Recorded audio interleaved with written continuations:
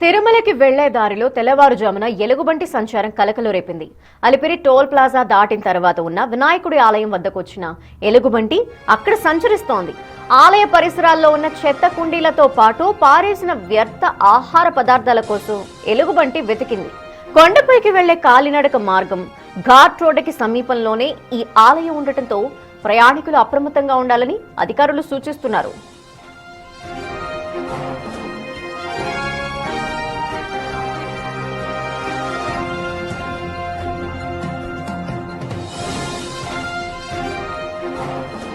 అలిపిరి ఘాట్ రోడ్డుకి సమీపంలో ఉన్న వినాయక ఆలయం వద్ద ఎలుగుబంటి సంచారం దృశ్యాలు మనం చూస్తున్నాం.